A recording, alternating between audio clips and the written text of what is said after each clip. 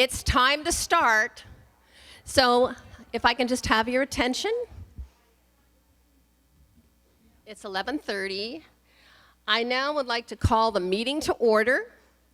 And first up, I'd like to have our opening prayer for Dr. Ambrose Hung, and I'm going to give him the microphone. Ambrose, do you want to come up? Come on up. Dr. Ambrose Hung, he's a friend, he's a board member, and he's also willing to help if anyone has any challenge with any COVID.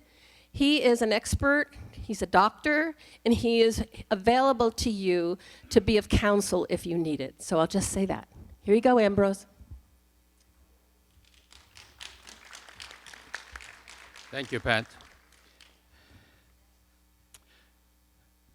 Yesterday was the one-year anniversary of January 6th. Fully a year later, not one of the defendants have been charged with insurrection, sedition, or treason.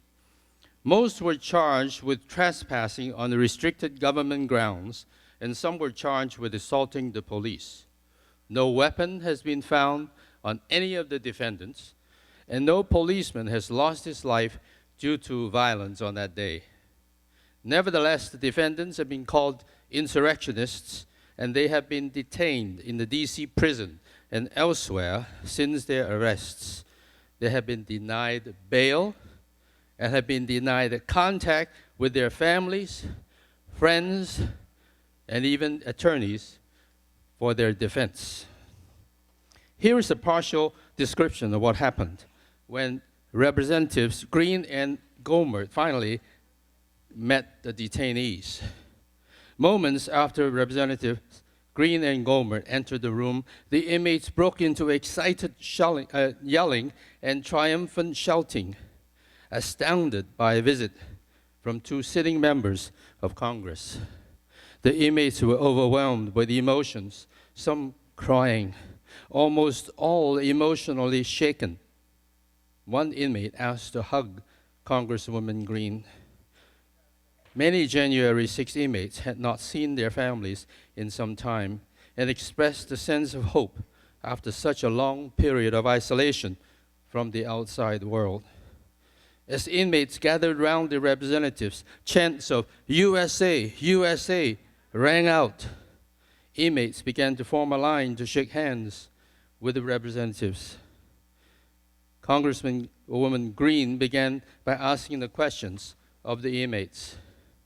Green, are you able to see and speak with your attorneys? No. Green, are you able to talk to and see your family members?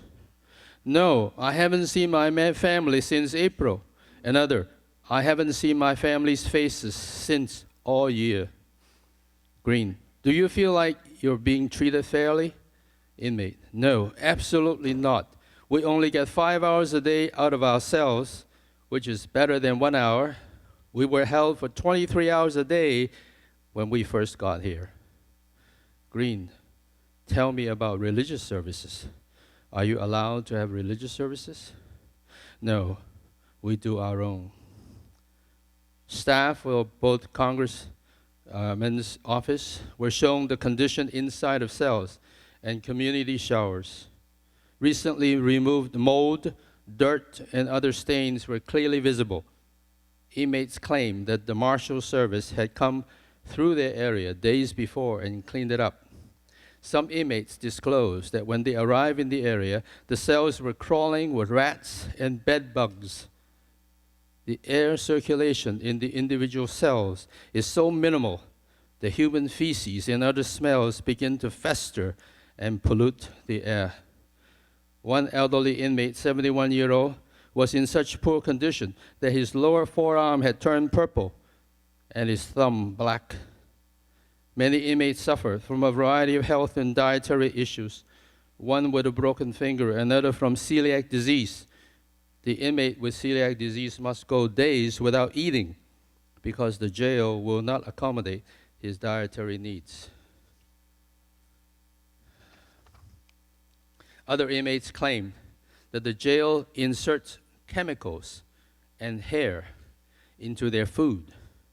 Some inmates keep crackers or peanut butter in their cells to supplement their diet. Congressman Green, after they got back together, said, now that we have seen the inside, I think we've learned a lot of things that we needed to know. I have to tell you, as a Christian and a fellow American citizen, I don't believe that anyone should be abused simply because of their skin color or their political views or their religious views. It is wrong to abuse people. We all have our civil rights, and they need to be protected.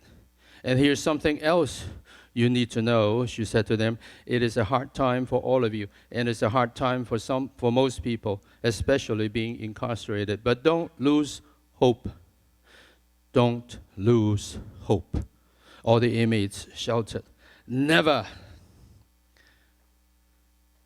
Republican Green, Representative Green continued, you know who you are, a child of God, and He loves every single one of you. He made you, and He formed you, and He knew you before you were born, and that's the greatest gift. He's got a plan for every single one of you. You know you're not forgotten, you're appreciated, and you're loved, and your families love you. They miss you, and your friends love you, and many people talk about you and pray for you. And I think, if anything, we can come through this time in our country. Hopefully, we can all come back together. Then she prayed and concluded the visit. My friends, under the current administration, any one of us could easily have become a political prisoner. The grandmother who entered the Capitol through doors opened by the Capitol Police never would have imagined that she would be accused of insurrection and be arrested. Reports have now surfaced that FBI operatives goaded the crowd to enter the Capitol building. Over 14,000 hours of surveillance video, both inside and outside the Capitol, are still being concealed by the government. What has happened to the Sixth Amendment that guarantees a speedy trial, and the 14th Amendment that states that no state shall deprive any person of life, liberty, and property without due process of law? These people have been there for over a year, and still the trial is many months away.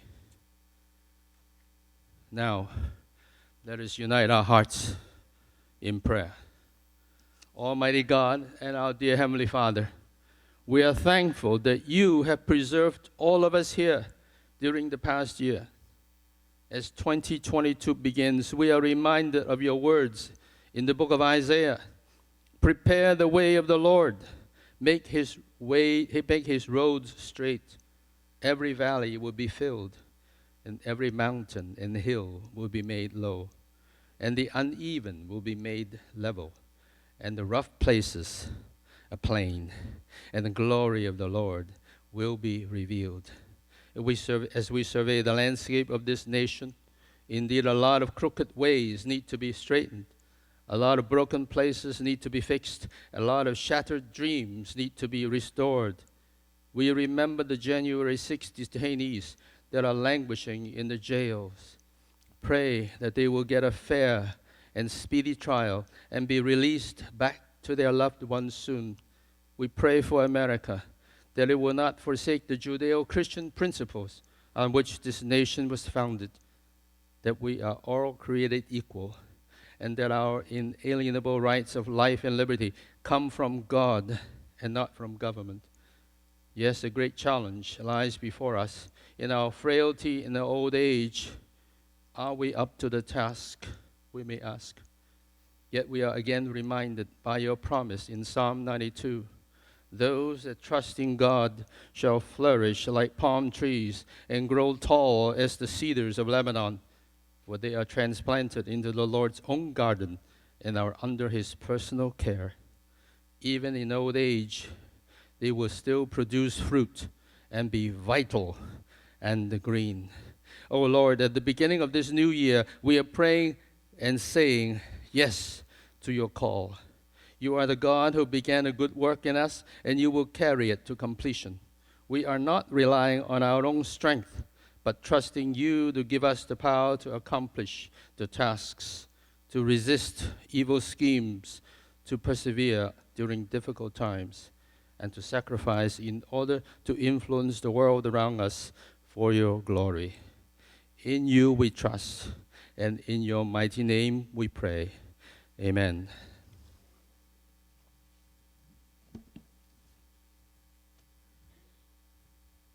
Wow, I'm blown away. We all know those people are under dire situations. So thank you, Ambrose, as always. Okay, now I'd like to introduce our first VP of Programs and Legislation, Carolyn Minot, who will introduce our speaker. Oh, yes, excuse me, the flag. Excuse me, thank you. See, Carol's my mentor. She's our past president. I forgot the flag salute. So Carol is going to lead us in the flag salute. Please stand. I pledge allegiance to the flag of the United States of America and to the republic for which it stands, one nation, under God, indivisible, with liberty and justice for all. Thank you, Carol. Thank you. Okay, now I'll introduce Carolyn. Okay, we are in for a treat this morning. Our speaker today is former National Republican Woman of the Year, Dr. Barbara Shell Stone. She's retired as professor of political science at California State University, Fullerton for 25 years. Am I not getting through? Okay. For 25 years. And from the Board of Trustees of Rio Hondo Community College, where she served for 12 years. Dr. Stone is an expert on politics and the local, regional, and at the local, regional, and national levels, and remains active in a number of community and political activities throughout the state. So please join me in welcoming Dr. Barbara Stone.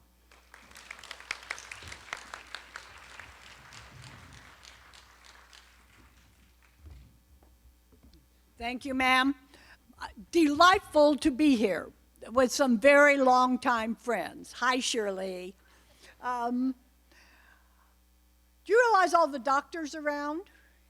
A doctor just spoke, a doctor speaking, but with Jill Biden in the White House, we have to ask what the doctors are good for, right?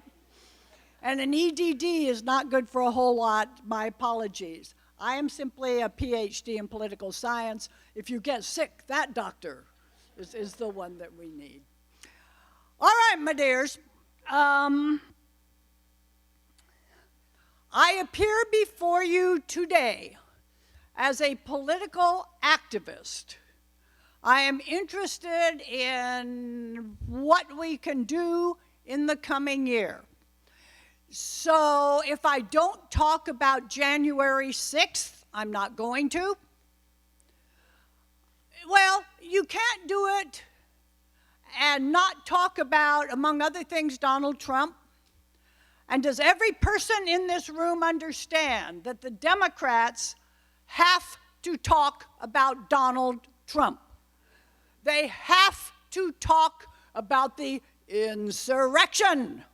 Actually, there's a riot, which isn't good either, but, and the reason they have to is because then maybe people won't talk about what they are doing to the country.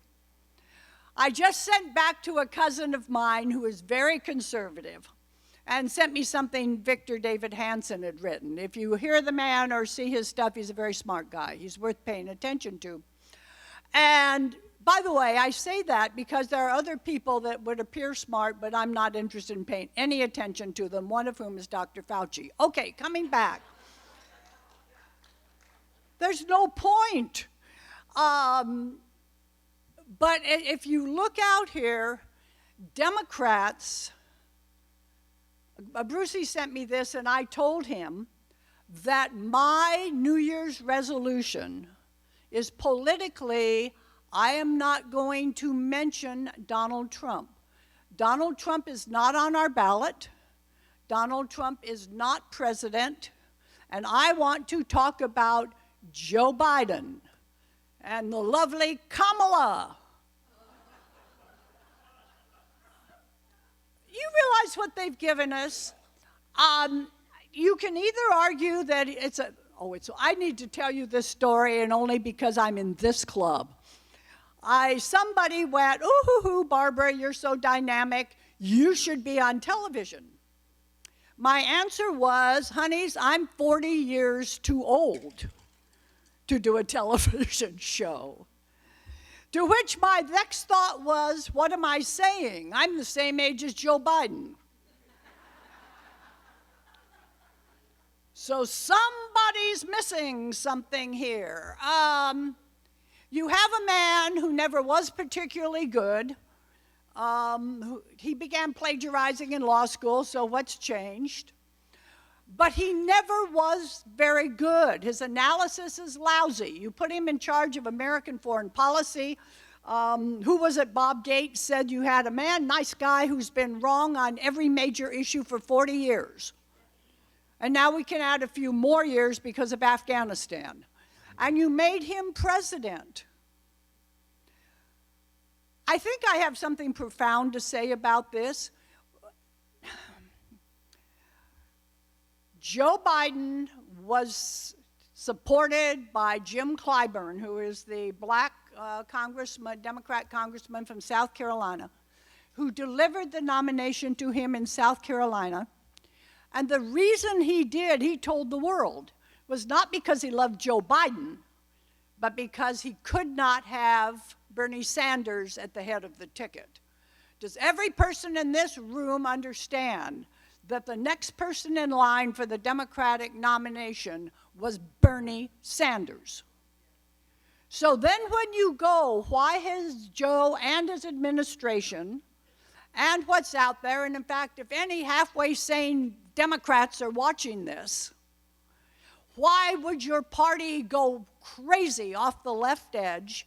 And that's because that's where the party is, and who was almost their nominee was Bernie Sanders. And Joe and his team have run scared of Bernie ever since. So we have Joe. Is he in cognitive decline? Oh, I don't know. Maybe that passes for being aware, but I wouldn't bet on it. But the smart thing he did was pick Kamala. Yes, yes, yes. You guys aren't thinking correctly here. Oh, come on. Joe Biden's in cognitive decline. I don't know how bad it is, but people who pretend he isn't say, oh, he's always been that way. No, he hasn't always been that way. He's bollocksed his words, but his thoughts were usually a little clearer. He chose as his vice president Kamala Harris. So when people like us, when people like normal Democrats, when anybody out there looks and go, oh, Joe's in cognitive decline, we should look at the 25th Amendment. Maybe we should get rid of him. Oh, my God, we'd get Kamala. And that's the end of that discussion. I honestly believe he was, rightly or wrongly, incredibly intelligent to put her there. And by the way, you all do realize who's behind Kamala is Nancy, but that's a different topic. So we have whatever Joe Biden is, backed by a woman. Had any of them come and looked at her in California, you'd have known she had nothing to offer other than gender, race, and Willie Brown thought she was attractive. For those of you who miss it, the stories you've heard, everybody knows were true because Willie was married, but Kamala and Willie were an item and they were in the newspapers fairly constantly. This is not gossip, this is what was. So you have her, she doesn't have much to offer except unbelievable ambition. And my friends, I'm worried. I have 5 grandchildren. Some of you knew me back when I used to complain day in and day out about my children being rather slow and not having grandchildren. They finally watched my instructional videos, and I came close. Anyway, I have 1 granddaughter and 4 teenage boys, one of whom's about to turn 20, and they're going to be citizens of the world that this administration is trying to destroy. And you look at it, it is almost beyond comprehension what they have done. I don't care what you care about. The border is open. Inflation is there in large part because of their spending policies. Afghanistan was unbelievable and told the world that America not only is not back, quote unquote, but that America is weak, its leadership is weak, and in case you haven't been watching Vladimir and the Chinese, they know it. They know it. It's a dangerous time out there. And you ask, what can we do? And the answer is some we can't do until we can replace the president. Because he does a lot through executive order, he does a lot through his departments, but you can make it so they can't get things through Congress, and that the Congress will spend some of its time investigating what this administration is doing. Every person in this room should be petrified that what stands between us and even greater disaster is Joe Manchin. Joe Manchin is one Democrat. And all you have to do, Republicans, this coming year, because this is our election year, is lose one Republican seat in the Senate, and they don't need no Joe Manchin anymore. All right? I guess I look at that, I look at Alaska, and it scares me to death, because Alaska will vote Democrat if you take down Lisa Murkowski. Doesn't mean for sure, but they will vote Democrat statewide. I look at Georgia, where we have to take out Raphael Warnock. Georgia, have I mentioned? We have a great candidate down there. His name is Herschel Walker. Let's put it this way, Californians, some of you may not be all excited about a football player, that's what he has to offer. We're talking Georgia. And Herschel Walker was one of the greatest of all times. Listen, Tommy Tuberville, who was only a coach at Auburn, just won the open seat in Alabama. Herschel Walker should be a shoo-in in that state for many reasons. But we're down there fighting with each other, trying to knock off the incumbent Republican governor. It's a mess. And it's not clear to me we're going to get that seat. So I guess I'm scared to death about what might come and why I only want to talk about Joe and the lovely Kamala and even AOC. Oh, people, are you watching this woman? She reminds me of some of my less focused undergraduate students. Yeah, she just sort of hops around. She thinks she's wonderful. She's lovely. She does things that you have to laugh at, except how pathetic can you get. You did see her trip to Florida. No, you guys. Oh, that's so funny. No, Florida's evil. Ask the Democrats. COVID is rampant. Evil Florida. And now you're down partying in your shorts with your boyfriend. But her thing about every Republican criticizing her is criticizing her because they want to sleep with her. Did any of you miss that? Let me ask a question. Does anyone in the room doubt that that's true? Being her, she tweeted it, and you're just going, really? So they do try to help us here and there. But we need to think what we can do. And by the way, folks, let me check my time. We're fine. You have a new president. New presidents are very orderly in their first meetings. So, so you try to be on their time schedule. Don't worry, she'll get over it. Okay. Oh, my heavens. I want to talk about what we can do here because, ladies and gentlemen of Laguna Woods, you are in one of the places that's going to matter in this country. Your new congressional district we'll talk about in a second is one that we should have a shot at picking up.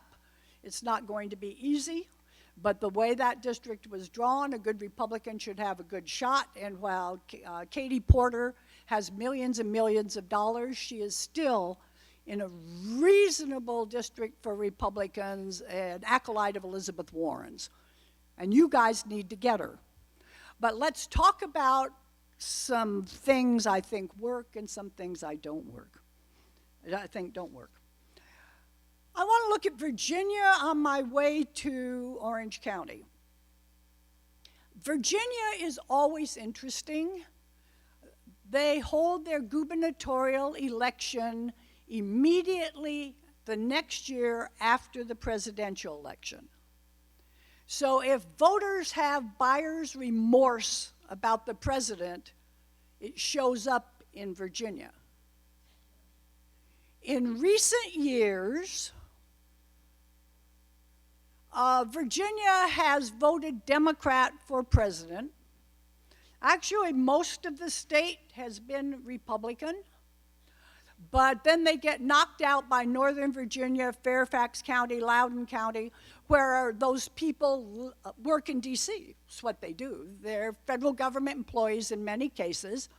They're a big population center, and they beat us there every time, recently.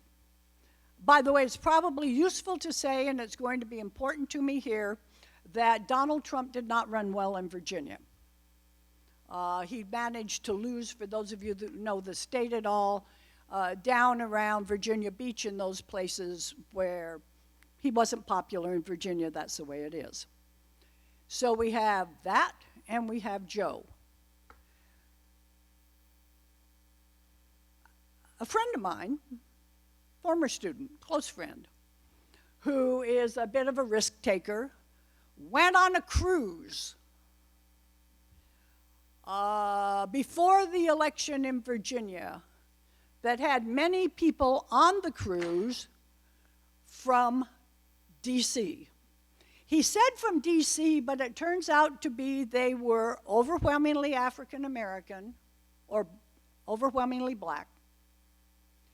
They worked in D.C. but lived in Northern Virginia. Clearly were Democrats, although my friend did not pick a fight with them by bringing that up. What did he infer from their conversations? One, these folks still adore Barack Obama. Okay? Attacking Barack Obama to them, there is absolutely no point. Barack Obama is it. Secondly, these people think Joe Biden is senile. Third, these people hate Kamala. Have I mentioned their ethnicity, their race, their party affiliation? And they can't stand Kamala. Actually, I have a very good friend, Judy Henderson. She and I get together once a week for wine time. That would be wine and complain about our husbands. And she's a good, mine is over there. So he's watching me today. She's a traditional liberal Democrat.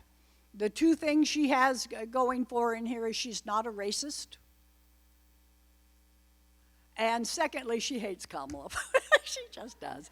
And so you realize he picked someone everybody hates. I think that's exciting. My friend then asked his Democrat Northern Virginia voters what they were thinking about the election, which at that point was weeks away. I mean, not months, weeks. And he said his impression was they weren't even sure they were going to vote. They weren't that interested. Okay. It seems to me important that way, because how many of you followed that election closely enough to have some idea of what went on? Because it's important, and it's going to be important for us.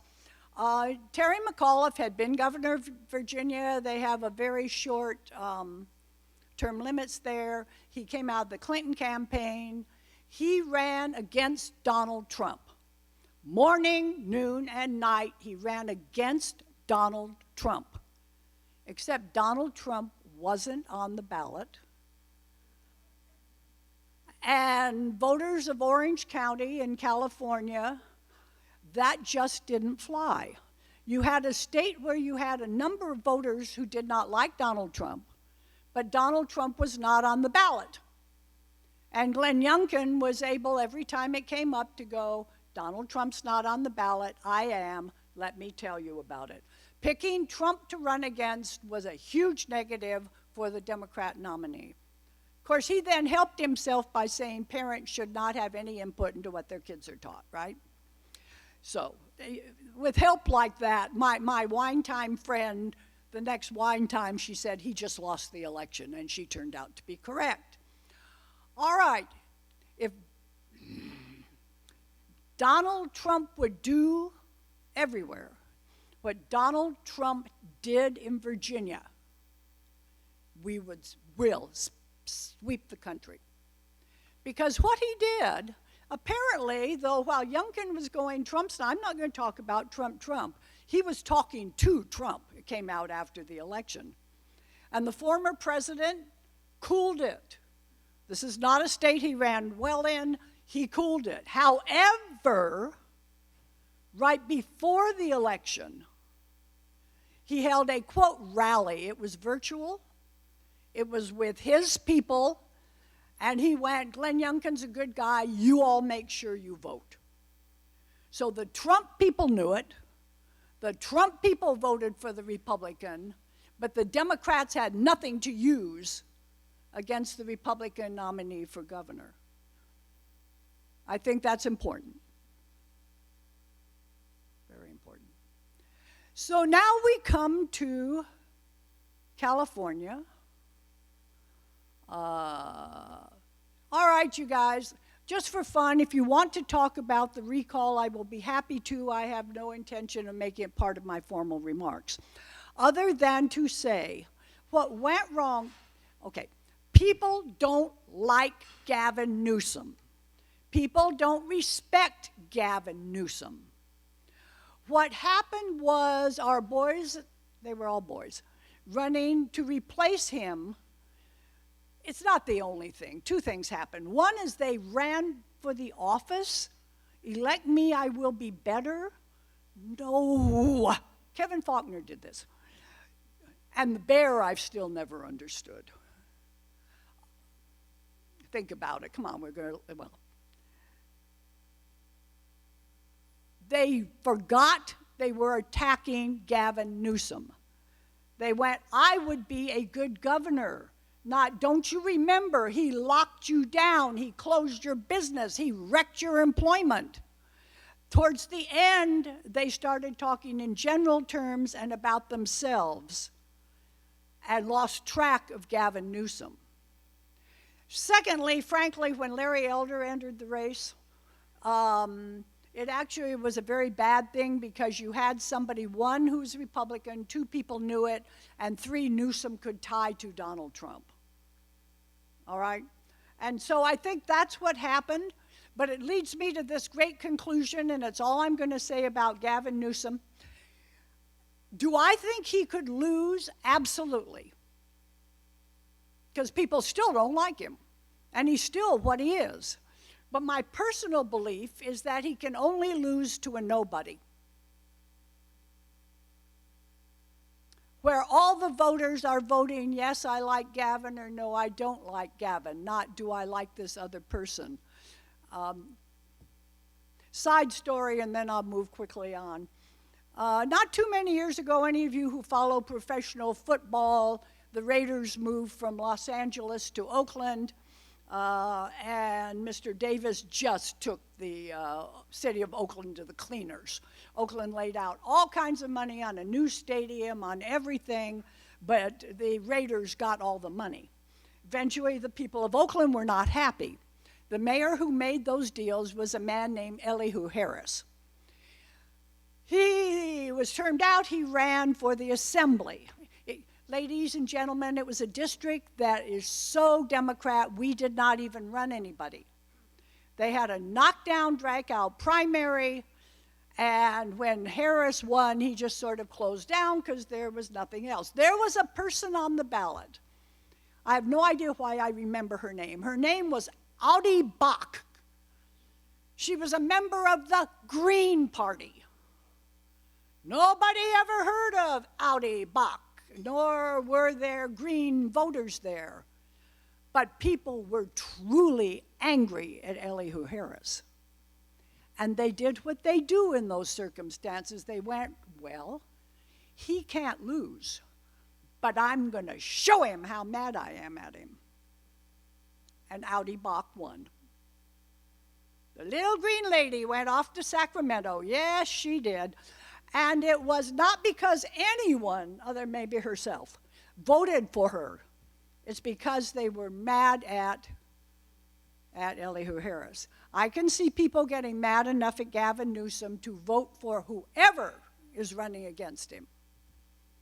But it can't be somebody he can attack, because I go, oh, Harry Stone's an awful person. I never heard of Harry Stone. Don't even try that. I know Gavin Newsom is. Okay.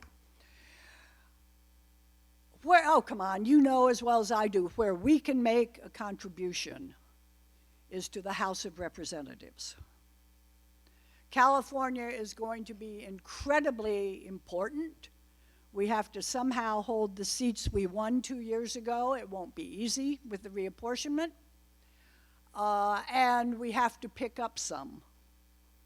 Everything else, fine, good, but those congressional seats are what are big. I can find, well, around the ladies that we have around here, you all know that Young Kim is drawn into a much better district. Young Kim should not be able to lose.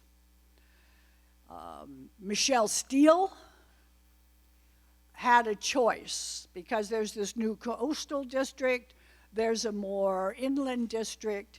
The coastal district's more Republican, but the inland district includes Garden Grove. She is running in that district.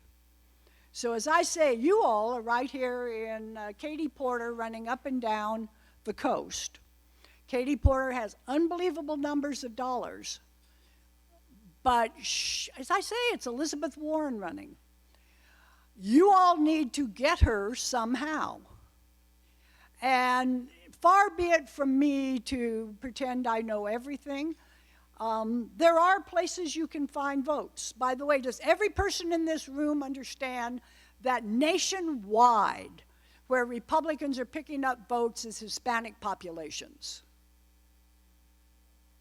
Everywhere, including here, by the way. And part of it is because Democrats insist on running racist policies. You are the color of your skin. And you have to, as Joe Biden said, if you don't vote for me, you ain't black. In a very bad accent, by the way, but okay. There are many people who do not see themselves that way so much as they see themselves as hardworking people who own a business. By the way, have I mentioned that if they work their way up to owning a yard business, the Democrats just made it so they can't buy a new blower in California. Those pollute the climate. Oh, yeah, they have. I mean, they keep trying to help. These are people who work hard, upwardly mobile, have businesses, want their kids' schools to work, where the teachers' unions, maybe not so much. These folks are available. But you have to address them the right way. I remember when we went through a period as a party where we thought we were going to get Hispanic votes, and that was because they were Christians. No. People when they vote, not who they are as people, when they vote, they have hierarchies of values. And as Steve Kinney used to tell me, You have to pick out the things that really matter. And in Latino communities, by the way, and increasingly in some black communities, what matters is exactly what matters to us: the economy, jobs, schools.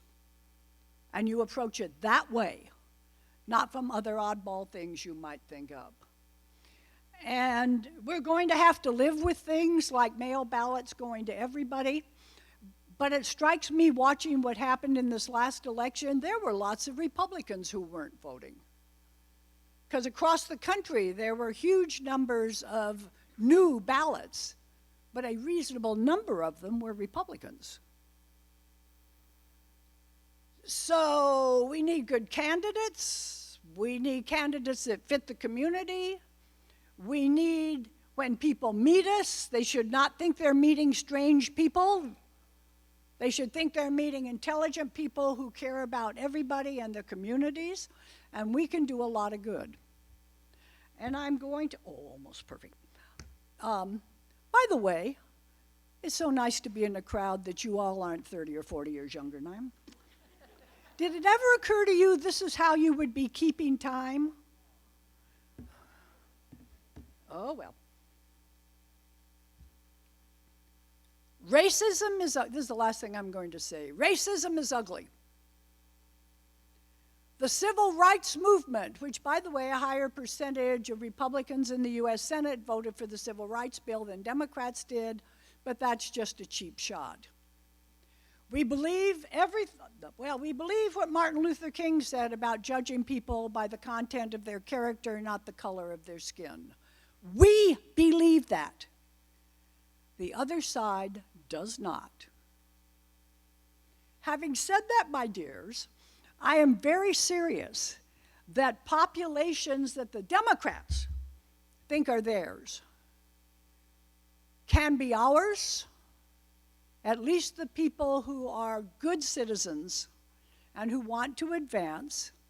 And I am not promoting this. I have no idea who I will support for president in 3 years. Don't take it that way. But if you wanted to play that game, do you all understand that we perfectly reasonably, Republicans, could field a ticket that would have Ron DeSantis, who is Hispanic, as president, and he's legitimate. He didn't get there through affirmative action, man. He's Cuban. That didn't apply too much. And by the way, he was Freedom Caucus. His claim to fame is that he kept old people in Florida from dying while, Cuomo was killing them in New York. That makes me like him a lot. But you know how easily you could pair him if you want probably the greatest orator in this party at this moment, and his name is Tim Scott. For those of you who don't know, Senator Scott is the black senator from South Carolina. And with that ticket, we would have Republicans who got there the way they're supposed to, who were the child of immigrants, the grandchild of sharecroppers, the people in this country who are real. And we can do that because we're right. Most people want what we want. We just have to explain it to them decently. Okay, I think that's all the ranting and raving I'm going to do for the next few moments. The president suggested I take a few questions. I am happy to do that. Either someone has to shout or someone has to get a mic. Or what did I not talk about you would have liked to have? Yeah, just sort of shout and I'll repeat it.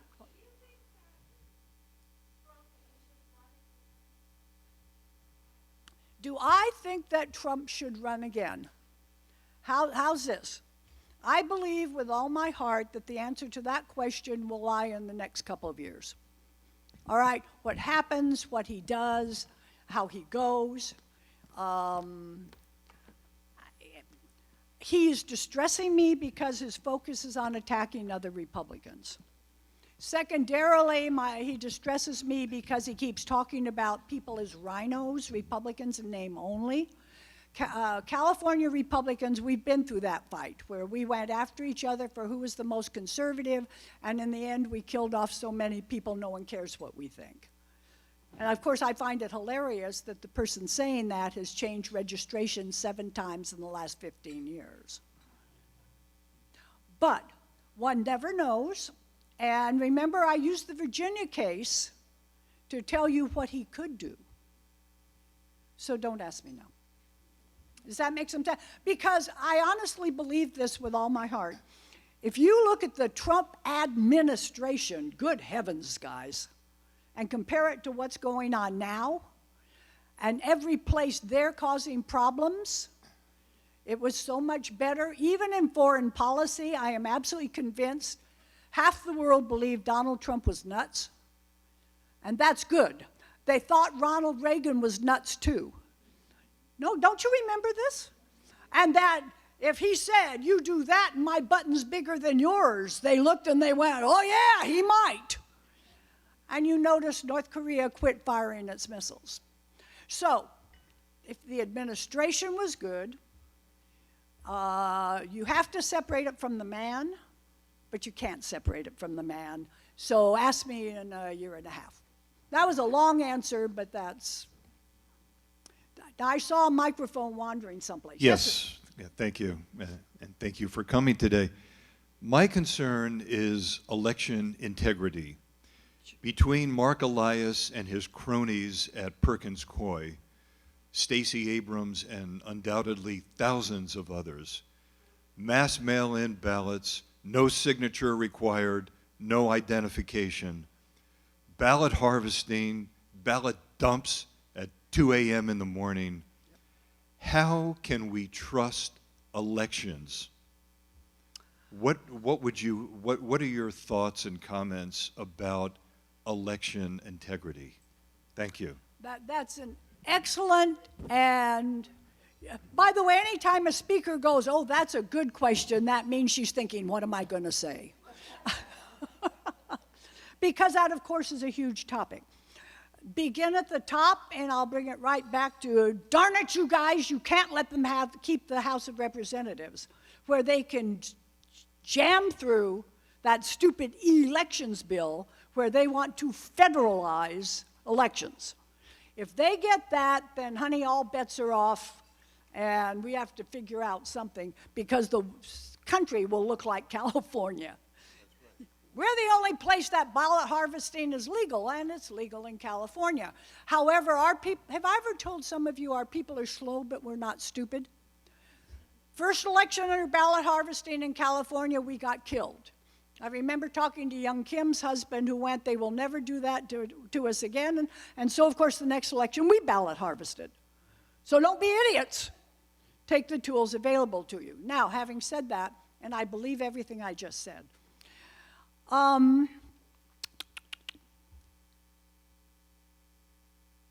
there will always be problems with elections because you have many people voting. You have systems where it's difficult to catch up to who's alive and who's dead sometimes. And the only thing I can say is that it's important that you have election officials where you can who are as honest as you can get. I actually have feelings, despite all the garbage in California, we aren't bad. I think actually it's important. Many of these states are looking carefully. And before we get too excited, as far as I can tell, they are finding a version of what Republicans we found in 1960. Scary. Dick Nixon was convinced he lost to, well, he did lose, to John Kennedy in Illinois and in Texas, where it was quite clear many dead people voted. I'm convinced Lyndon Johnson's people just ran through the cemeteries. So how many of you remember this? Because it seems important. The Nixon campaign paid for hand recounts and checks in the Chicago area. In those days you had to. The idea being that if they found enough dead Democrats, they could then demand a greater count and that perhaps he could turn Illinois.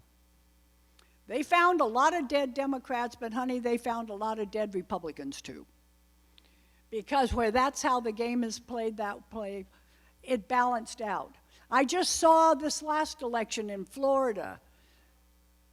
Did you see they just caught 4 old people? And I mean old, they were like in a retirement community.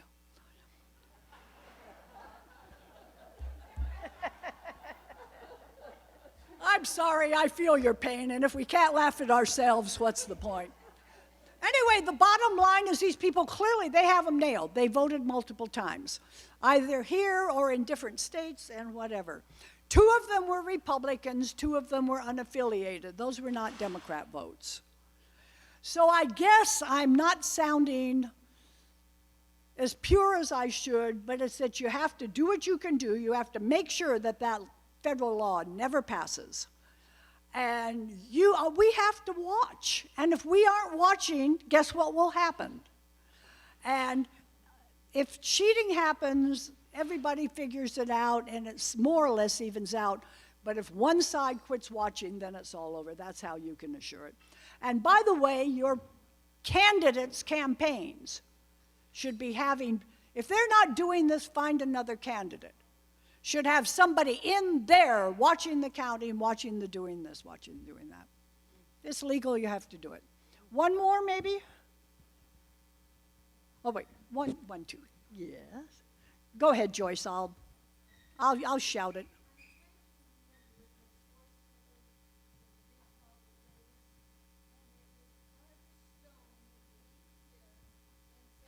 If he wins, you might be sorry. Did I say that? Yes, you did. All right, but you have to be careful there. What Joyce said, have I mentioned I have known some of these lovely ladies for a very long time? That when the great Davis recall came along and Arnold was elected, or he was our candidate, that I did say, be a little careful. If you get rid of Gray, you may not always like what you get. And my personal opinion with Arnold is the first part of his term, Arnold was just fine. The second part of the term, Arnold was not wonderful. But then we got Gavin, so. By the way, do you know where this shows up, folks? And it's the absolute truth. Even if you have a Republican for governor you don't love, where it will show up is like in judges. Governors get to appoint judicial vacancies in the trial level. And I don't think Gavin Newsom has appointed a single Republican to anything.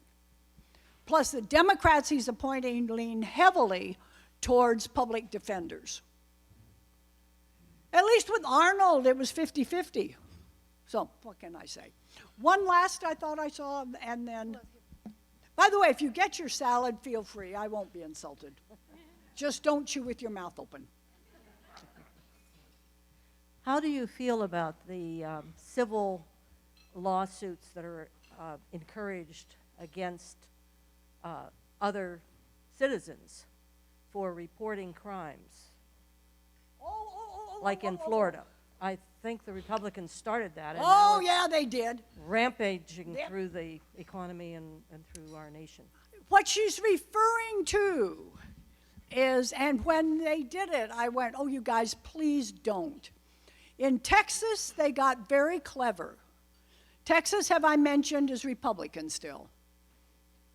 Well, I say still because half our people are moving there, and they're the tech industry, and I haven't seen Silicon Valley look very conservative recently. They wanted to pass an abortion law that would push the envelope. And so they passed the 6 weeks, which pushes the envelope. But to make it run, What they did was say that the state will not enforce this. It's any abortion provider, or presumably someone who gets an abortion, may be sued by your fellow citizens. And if you are successful, the state will pay you $10,000.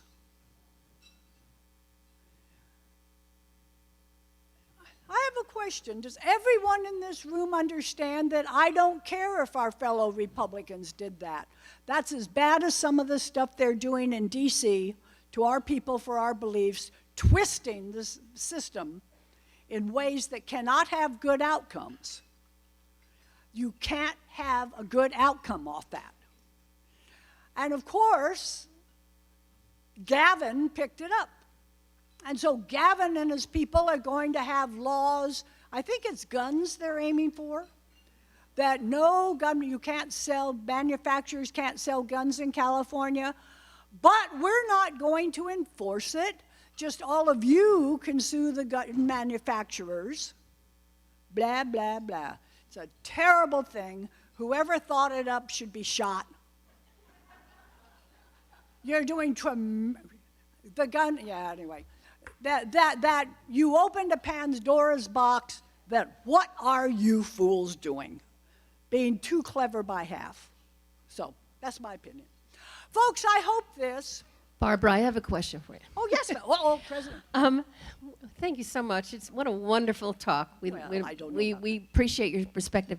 Last night I was watching OAN. How many watch OAN in this room? One America News. It's an amazing channel. And the host, her name is Natalie Harper. She's on from 6 to 7.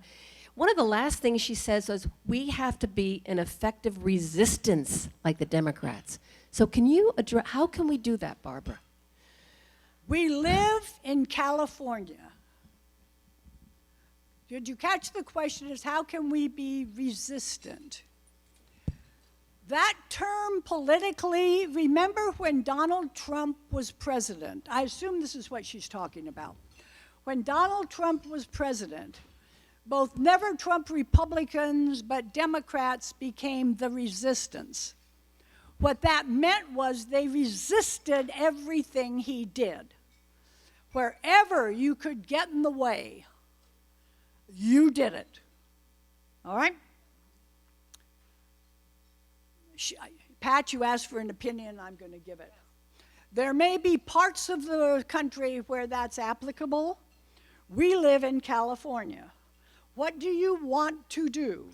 We'll stop them in the legislature. Oh no, they have 2/3 of both houses. We'll not let them have judges. No, Gavin just appoints them. You know, for California to work the way most people will interpret it, that's silly. We need to re-achieve some political power before you can do that. Okay? Be honest, you guys. Let's all go stand out in the street and go, Gavin, we resist, we resist. He's really going to care. You need to elect people. And after we elect people, and by the way, don't ever turn up your nose. Start with local government. Start with school boards. Don't ignore school boards and let the teachers' unions run them. And then when you have a chance like you have where you live, go after that. But resistance is a Republican version of virtue signaling. And you will feel warm all over, but you will accomplish nothing in this state. Personal opinion. Folks, love seeing you. May we all be here to see each other next year.